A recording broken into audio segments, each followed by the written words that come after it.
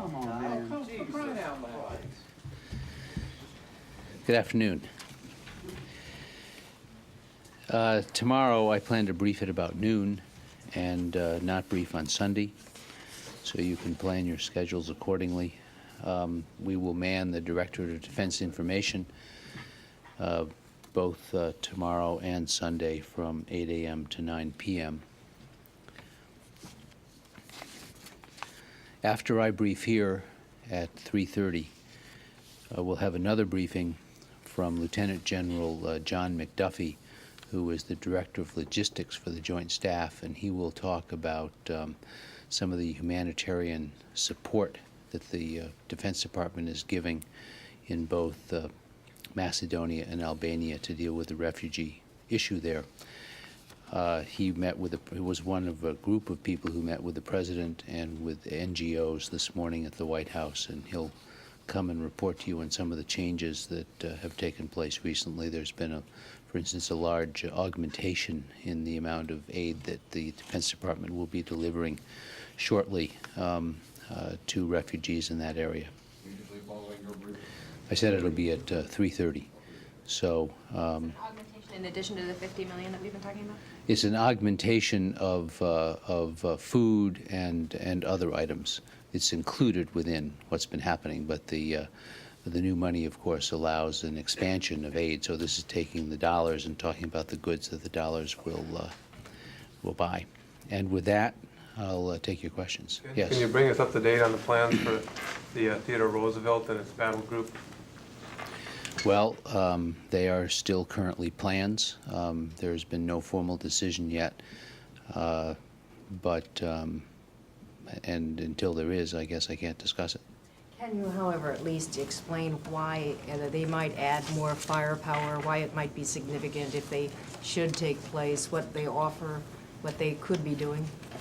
Well, the Theodore Roosevelt Battle Group, of course, is a standard carrier battle group led by a nuclear-powered carrier, one of the most modern in the fleet, and it is traveling with two cruisers, the USS Leyte Gulf and the USS Vela Gulf, a destroyer, the USS Ross, a frigate, the USS Halliburton, and a fleet combat support ship, the USS Arctic, and also a submarine, the USS Albuquerque. And of those, the USS Leyte Gulf, the USS Vela Gulf, the USS Ross, and the USS Albuquerque are all cruise missile capable ships. So it would bring a large amount of firepower, both in terms of airplanes, approximately 50 combat aircraft, 40 or 50 combat aircraft, and the cruise missiles to the Operation Allied Force. As I said, there's been no final sign-off on this. Wouldn't surprise me if the Theodore Roosevelt is vectored into the Mediterranean in support of Allied force for a while, but there's been no final decision. Just to follow up, should the Roosevelt go in the Adriatic, could you explain why that might be advantage in terms of it would be move the warplanes closer to the targets? Well, it would be an augmentation of our force. It would give us new planes additional planes to help do the job that we're doing, which is to continue with our systematic day and night attacks designed to choke off the Serb military. And they would, I would presume, be closer to their targets so you could have more continuous operations? They would certainly give us the ability it would give NATO the ability to carry out a greater number of strikes by adding aircraft. Yes. Can you bring us up to speed on the 3 soldiers? What else do we know and what's happening? We know precious little.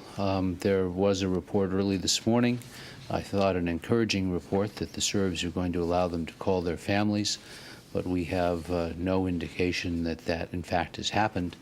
I might point out that were they allowed to call their families, they might have a hard time getting through because the media is choking the lines of the families. So I ask you to maybe back off a little in your calls so that important calls can get through if they're allowed by the Serbs, and we hope they are.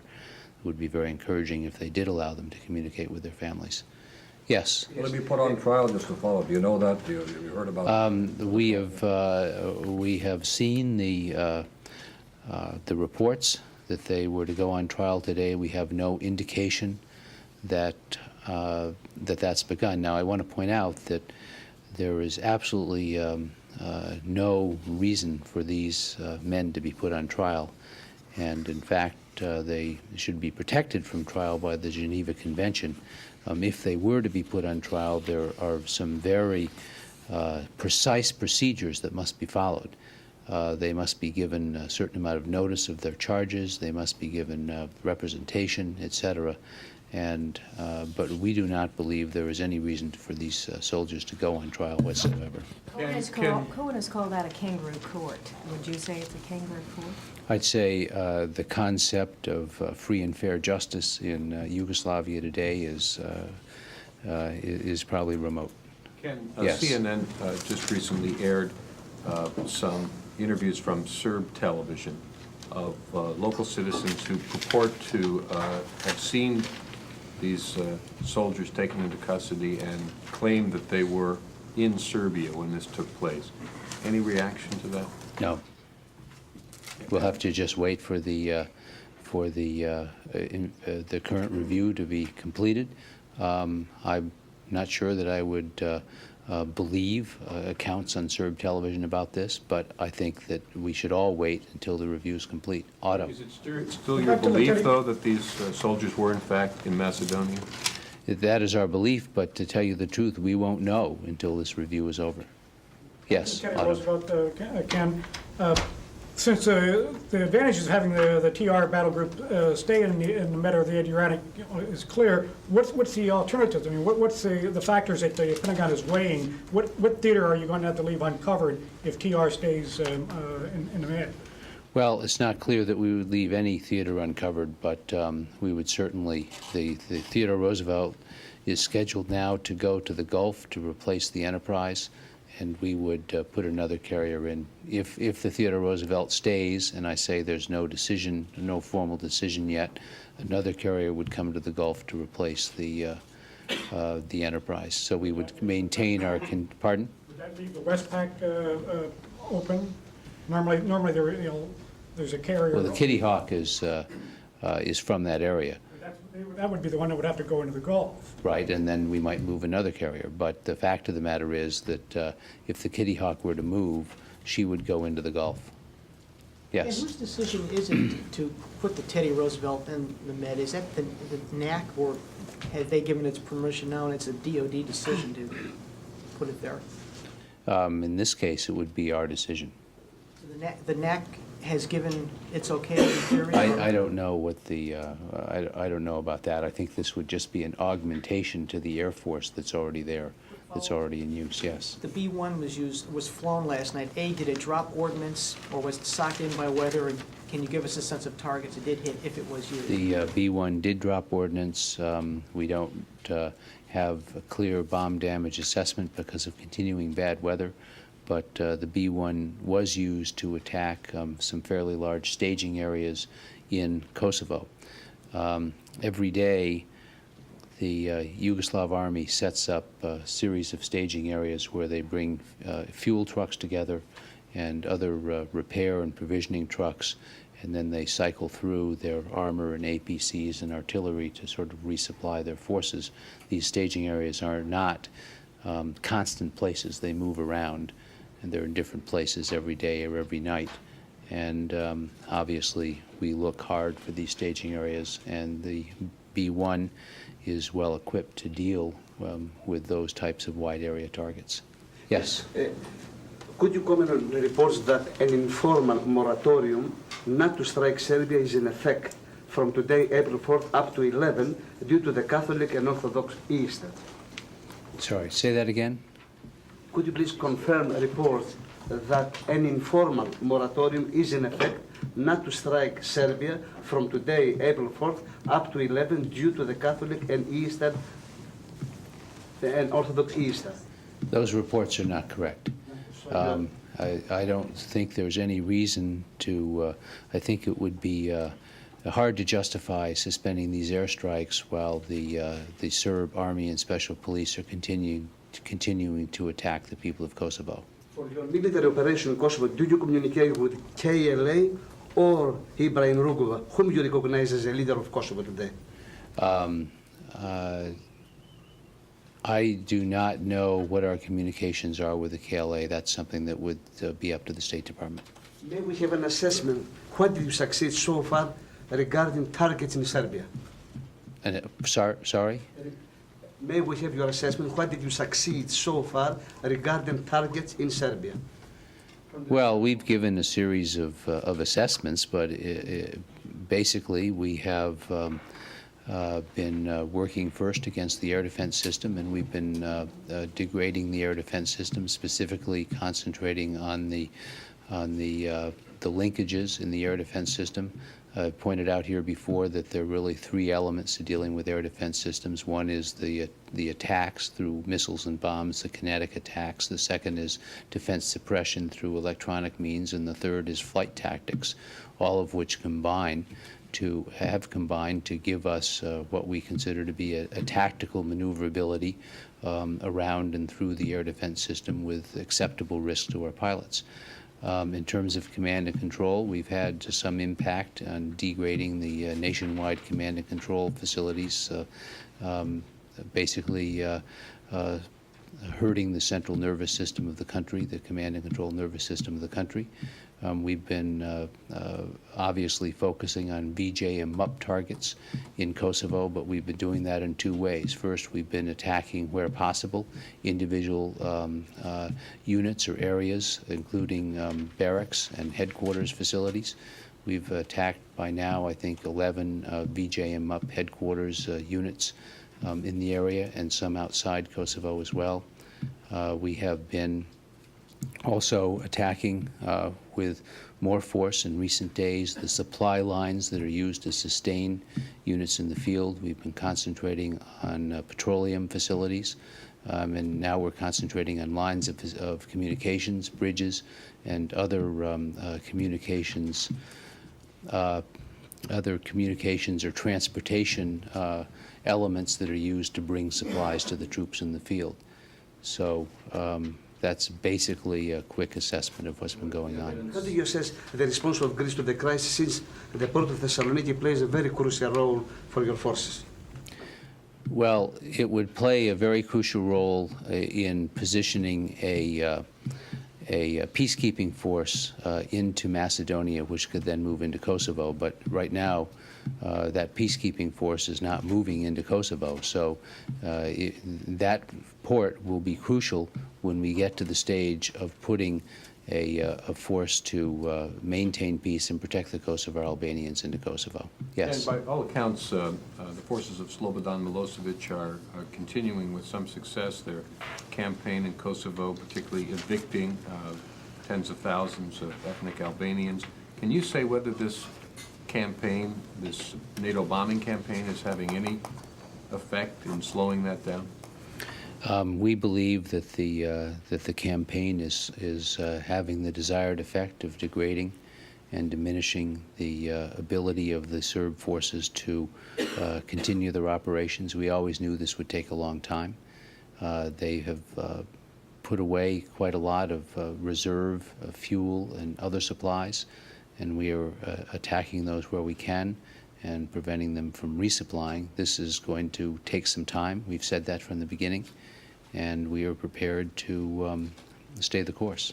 And is there any news on approval for sending over Apache helicopters or any other kind of Army assets? There is no news on those fronts. Yes, Rick? Can you say how extensive daylight operations have been so far? Characterize it in some percentage terms or something like that? I can't. We've concentrated more on night operations than daylight operations. There have been some daylight operations, but generally our advantage is at night. And tiny percentage? it's quite a small percentage. I mean, there certainly have been some missile attacks during the day. Any manned air flights? I'm not. I will have to check on that. I think almost all the manned aircraft, if not all, have so far been during the evening, but I'll have to check on that. When Will the new F-117s arrive, and have there been any changes to try to assure that something like what happened last Saturday doesn't happen to one of them again? Well, first of all, it's reasonable to assume there would be changes, but we won't, for obvious reasons, talk about the changes. And secondly, the second batch of F-117s is supposed to arrive this weekend. Ken, Yes, Thelma. Following up on the Army question, is there any active consideration of the Army ATACMS, and what would be the political significance of that? Would that be a first step ground troops, since you might have to have some forward presence for that? Well, I think instead of talking about things that could happen, I'll just wait until they do happen to discuss those. Is there Yes. an active consideration for them, though, rather than just a consideration as one of many weapons that are considered? We're always considering ways to augment our force, and I think I'll just wait until we make the decision. Yes. There have been some reports that the Yugoslavs are going to turn over the remains of the F-117 to the Russians. Do you have any comment on that, if they would do that? It's not surprising if they were to do that. Yes, Barbara. Have you actually attacked any targets in central Belgrade yet? Certainly close to central Belgrade. I guess it depends on your definition of central Other than Belgrade. the SUC headquarters you mentioned the other day, have you attacked anything closer into central Belgrade than that headquarters building? I don't believe so at this stage. Why is that? Some of it has to do with weather, but I wouldn't, as General Clark said, there's no sanctuary. Ken, Yes. are there any preliminary figures on cost of the operation to date? Knowing this is, we don't know how many sorties precisely or how many bombs dropped, can you give a sense of, if there is any preliminary, what are some of the elements that would go into wrapping up a cost figure, say in a month or so, that would give some precision? Well, first of all, there were no preliminary figures yet. I asked the comptroller that the other day, and I mean, you can figure out, you're as a good accountant as I am. You can put on your green eye shade and figure it out. Obviously, it's a combination of fuel and ordnance dropped and some other marginal operational cost increases that come from an operation like this. Obviously, we're paying people the same amount that we'd be paying them otherwise, and there are certain fixed costs, and then there are additional costs for, as I said, the variables such as fuel and ordnance. Yes, Gene. Ken, there's a lot of talk today from NATO about the possibility that Milosevic is preparing a move against Montenegro, personnel changes, et cetera. What's the message from NATO about what he would face if he decided to move forces, for instance, from Serbia into Montenegro? I think he would face intensified attacks that would focus on those particular forces. One of the advantages of trying to cut off lines of communication, fuel supplies, and attacking other targets needed to sustain forces is that it would make such a movement more difficult. Yes. On that Army tactical missile system, is that something that can be decided at the operational level, or because you have to put offensive ground troops in to go with it, is that something that would have to be a political decision? Well, you know, this would be the type of decision that would be considered by NATO. And rather than get into details, I think we just ought to wait and see what the decision is. You're saying that a decision that might involve the possibility of ground troops would be, the final decision would be NATO's and not? First of all, nobody is talking about ground troops in Kosovo. Let's make that very clear. Anywhere, Yugoslavia? Nobody is talking about ground troops in Yugoslavia. The President has made it very clear that ground troops will be sent after a peace agreement has been signed to enforce a peace, not to fight a war. And I think beyond that, we should just wait for details to emerge if a decision is made. But I was really questioning because so many lawmakers dislike NATO making such a final decision, but it would be, this ATACMS decision would be a NATO decision and not a... It is something that would have to be considered by NATO, yes. Can I follow up on Thelma's question? Sorry to press the point, but has the United States consulted with Albania or Macedonia yet about placing additional U.S. military forces and equipment such as ATACMS on their territory? Well, obviously, if military forces were to be moved to another country, we would have to consult with that country at the appropriate time. Have you done I think I'll just leave that question unanswered. Yes. General McDuffie will probably cover this, but do you contemplate humanitarian airdrops of humanitarian rations now to the refugees? For the reasons I've already cited, no. Yes. Has the sensor-fused weapon of CBU-97 been used yet, and was that off the B-1? I don't believe that's been used yet, no. Also, will you guys have to ask for a supplemental from Congress to afford this whenever you do finally tally your bills? Well, at some point, yes, but I don't think we've reached that stage yet. Chris, am I being triple teamed here by CNN? It says there might be some rule against sending 3 people from one news organization to a briefing. I don't see one person from the Washington Post here. There are reports coming out of the official Yugoslav news agency now that court proceedings have begun against the 3 American soldiers. They've begun gathering evidence. It's unclear whether they've actually appeared in court at this point, but representative of the court said that they could be charged with waging aggression is apparently the charge, which they said carries a 15-year prison term. Well, first of all, as I've said earlier, we see absolutely no justification for criminal prosecution of these soldiers. Second, I have not seen those reports, so I can't comment on I can't comment on the specificity of the reports. Just before I checked in, before I came here, I checked and had not seen any reports out of Yugoslavia on that.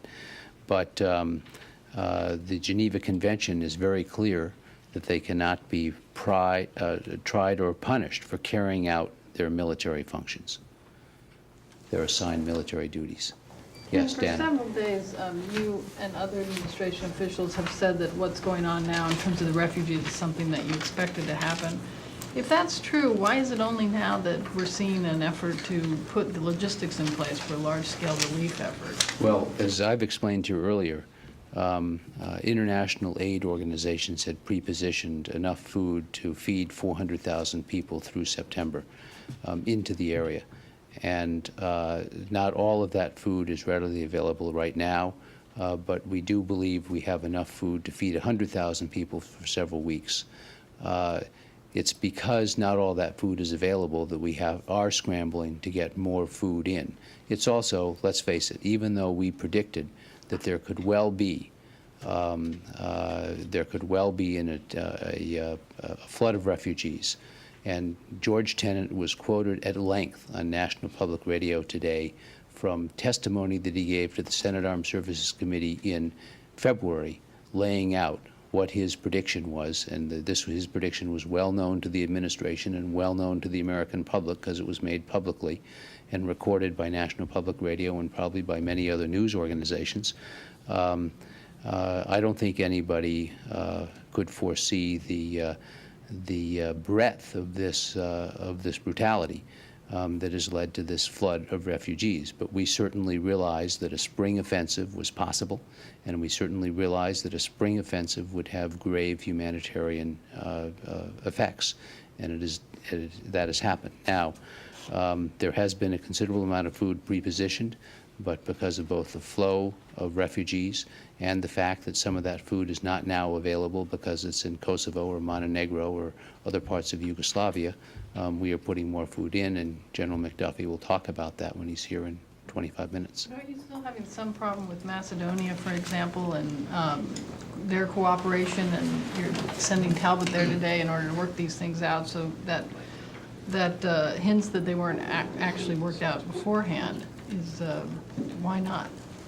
You know, sometimes in life, not all details are worked out beforehand. I don't know about your life, but certainly in mine, they're not all worked out beforehand.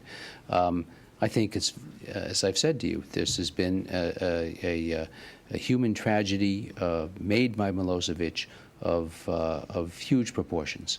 And we are working our hardest, along with the international community, other NATO countries, and international aid organizations to address it. And we know how to get food to people. We know how to get water and medical supplies to people, and we will do it. Has there been any change in the use of UAVs? Is weather an impediment there? The Predator has begun operations, and the Hunter UAV should begin operations next week. When did Predator begin? The Predator, I think it began yesterday. And any Yes. changes in the number of U.S. troops in Bosnia, or any changes in their orders or mission? There have been no changes in the numbers. As you know, they're finishing a swap out, so actually the numbers are coming down, but they were artificially high as one group was coming in and another group was coming out. There was an overlap. The force protection measures that they follow are basically assigned day by day by their commander in response to local security concerns, and they change according to conditions. They haven't, The have van, they, sorry. have they changed at all since the Kosovo mission started? Yes, they have. The man from National Public Radio, after I gave you this advertisement, I should call on you. And the check will clear shortly. The bridge you spoke of yesterday over the Danube, are bridges continuing targets? Can you tell us where they were? And are you trying to isolate the troops in Kosovo as, for example, all the bridges over the Euphrates were dropped during Desert Storm to isolate troops in Kuwait? Without identifying specific bridges, we are targeting lines of communication, including bridges, and we will continue to do that in an attempt to isolate the military units in Kosovo. Did you take out another one last time?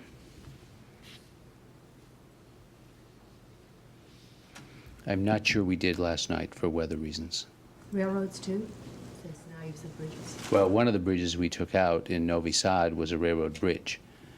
Tony. Technology is in place to see through the cloud, so to speak, is this JSTARS ground surveillance airplane. Can you give a sense of how it's aided in targeting units on the ground and passing that data to fighter planes or the bombers? It's performing as planned, and it is being helpful, yes. Ken, what is the primary concern of this building and the turning over of the F-117 wreckage and the possible compromising of stealth technology?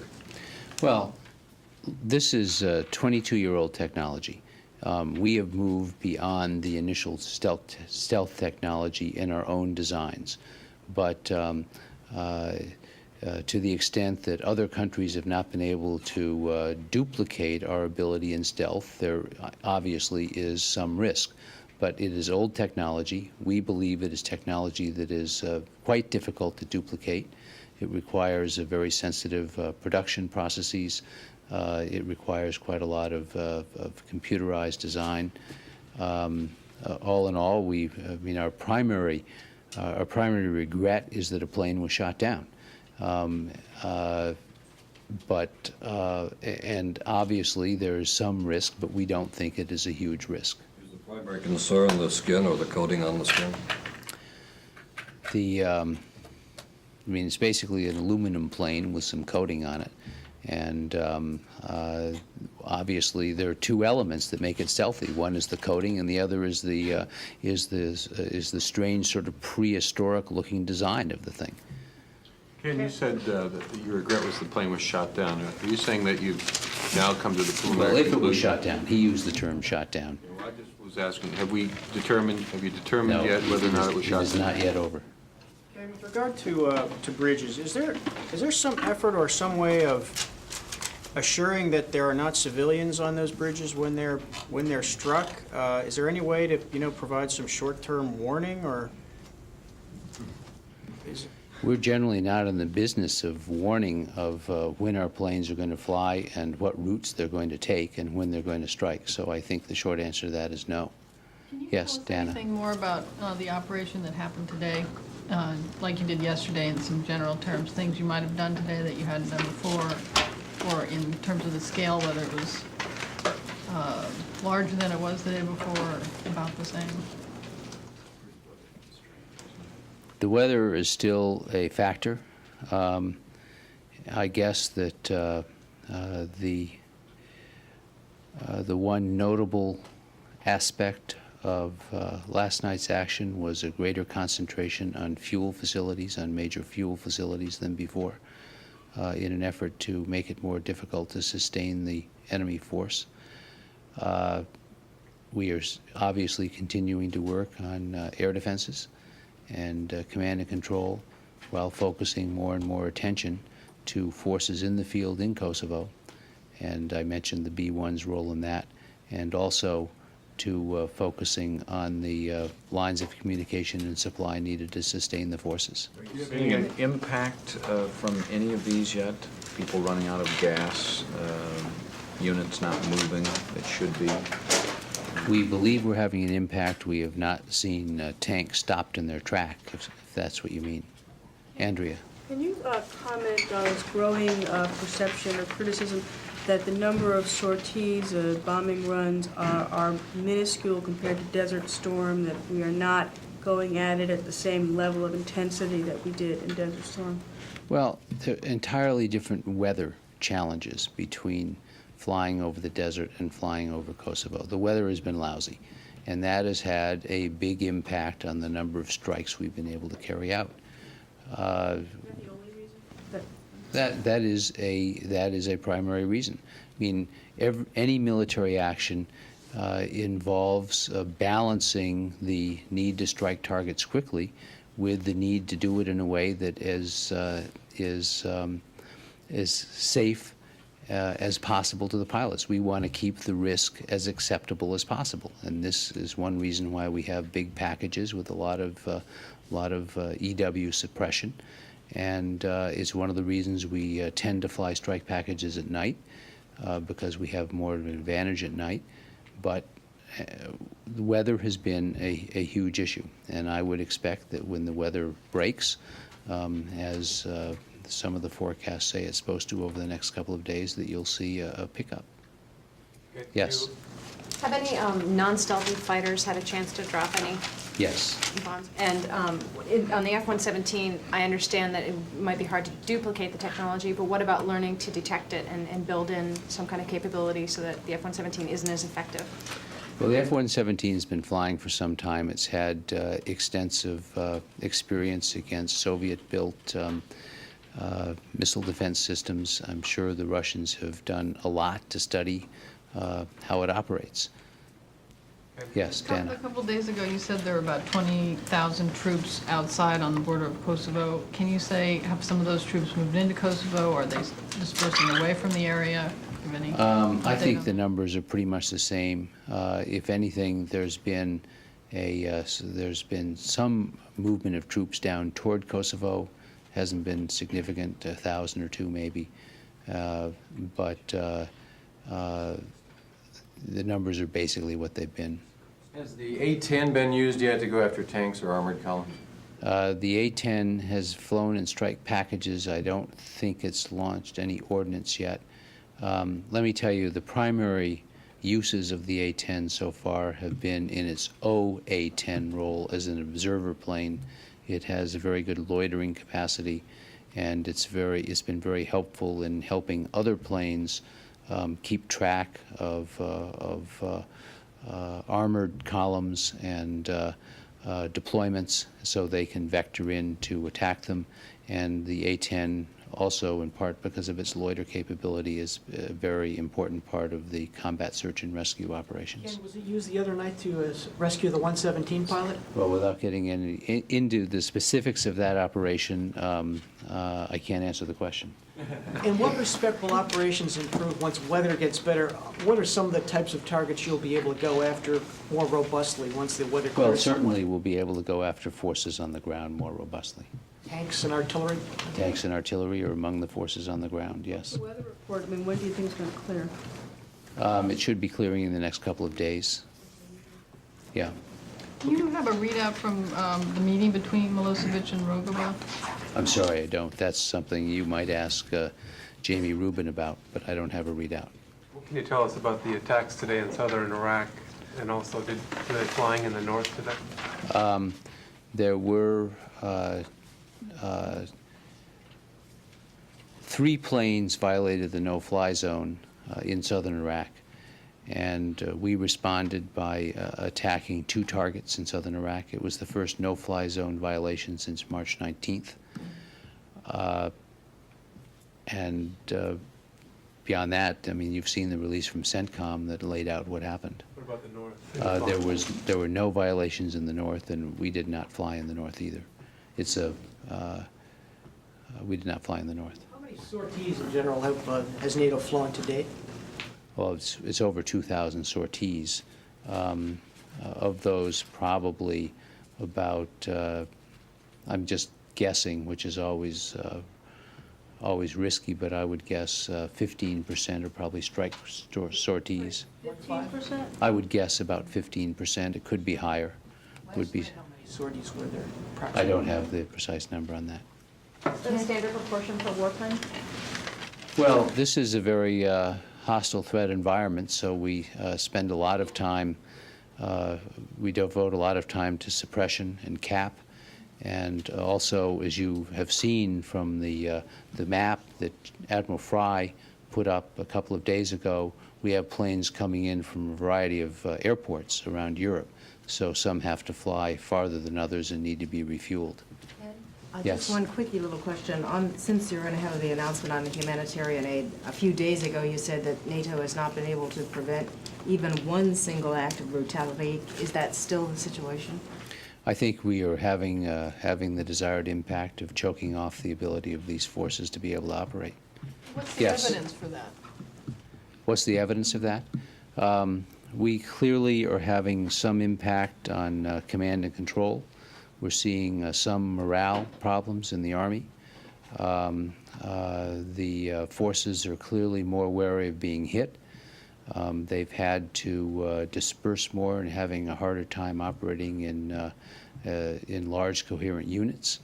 And we think that over time there will be problems with supply. We're not aware that there have been any yet, but we think that there'll be some relatively soon. How can you possibly know about morale? Well, we have a lot of sources for our information. Thank you. Okay. Back in 15 minutes, 10 minutes now.